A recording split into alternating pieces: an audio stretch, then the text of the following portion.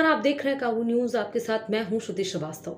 आज आपको बताएंगे कि मोदी योगी के गढ़ पूर्वांचल की जो 111 सीटें बची हुई हैं उस पर अग्नि परीक्षा है। 75 सीट जीत से आगे क्या बीजेपी बढ़त बना पाएगी? क्योंकि 18वीं विधानसभा के लिए 14 जनवरी को पश्चिमांचल से शुरू हुई चुनाव की प्रक्रिया अब अपने अंतिम दौर में पूर्वांचल में पहुंच चुकी है। रविवार को 5वें चरण के लिए मतदान के बाद अब उत्तर प्रदेश में पीएम मोदी और सीएम योगी के गढ़ माने जाने वाले पूर्वांचल की 27% यानी 111 विधानसभा सीटों तक चुनाव सिमट कर रह गया है।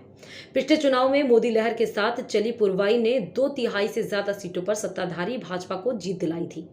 पिछले चुनाव में सिर्फ 19 सीटें जीतने वाली बसपा को तो आधे से अधिक 11 सीटें इसी क्षेत्र से मिली थी। तब सत्ता गंवाने वाली सपा की झोली में आई 47 सीटों में से महज 13 ही पूर्वांचल से सीटें मिली थी। अब इन सीटों पर सभी की नजर है।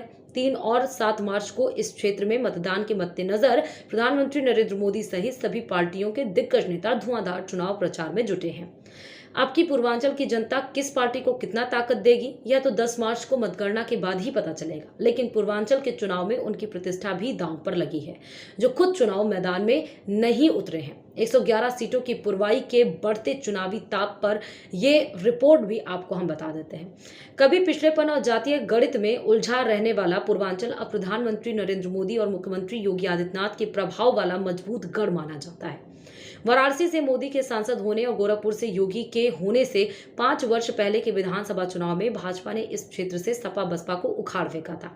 2/3 सीटों पर भगवा लहराने वाली भाजपा ने अपने सहयोगी दलों के संग क्षेत्र की 75% वोटिंग पर कब्जा जमाया था। 5 वर्ष के विकास संबंधी बड़े बड़े काम और मोदी योगी के जबरदस्त प्रभाव के दम पर भाजपा एक बार फिर पूर्वांचल में पहले से बेहतर प्रदर्शन दोहराने के लिए जुटी हुई है, लेकिन अब की उसके सामने कुछ चुनौतियां भी हैं। एक तो यही कि पिछले चुनाव में उसने जिस ओम प्रकाश राजभर की सुभाषपा को साथ रखा था वह इस बार सपा संघ भाजपा के खिलाफ मैदान में है। इसी तरह योगी सरकार में मंत्री रहे स्वामी प्रसाद मौर्य और दारा सिंह चौहान सहित कुछ विधायकों के चुनाव से ठीक पहले बगावत कर सपा के साथ जाने वालों में से ज्यादातर पूर्वांचल से ही हैं। वैसे तो भाजपा इन सब से किसी तरह से नुकसान की बात सिरे से खारिज करती है, लेकिन उसने भी नया दांव चलते हुए पूर्वांचल में प्रभाव रखने वाले निषाद वोट बैंक को हासिल करने के लिए निषाद पार्टी के डॉक्टर संजय निषाद को 16 सीटें देकर अपने साथ किया है। ऐसा होने से भाजपा को सुभाषपा से किसी तरह से नुकसान की भरपाई होने की उम्मीद है।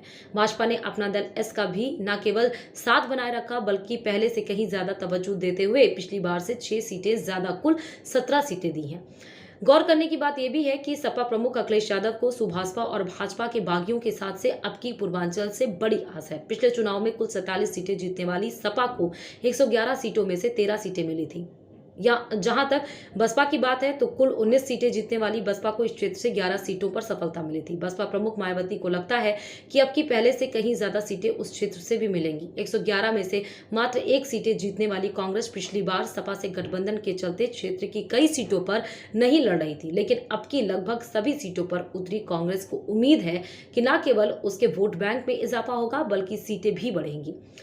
खुद चुनाव मैदान में योगी भी हैं। पूर्वांचल की लड़ाई इसलिए भी महत्वपूर्ण हो जाती है क्योंकि इस बार मुख्यमंत्री योगी आदित्यनाथ खुद भी गोरखपुर सदर सीट से चुनाव लड़ रहे हैं। चुनावी समीक्षकों की नजर इस पर भी है कि मैनपुरी के करहल से चुनाव लड़ रहे सपा मुखिया अखिलेश यादव अधिक मतों से जीतते हैं या गोरखपुर से योगी आदित्यनाथ। यदि मैनपुरी सपा का पुराना गढ़ रहा है तो यहाँ आजमगढ़ से अखिलेश सांसद रहे हैं। उनके पिता सपा संरक्षक मुलायम सिंह यादव भी सांसद रहे हैं। इस क्षेत्र में यादव मुस्लिम वोटों का समीकरण भी अच्छा है।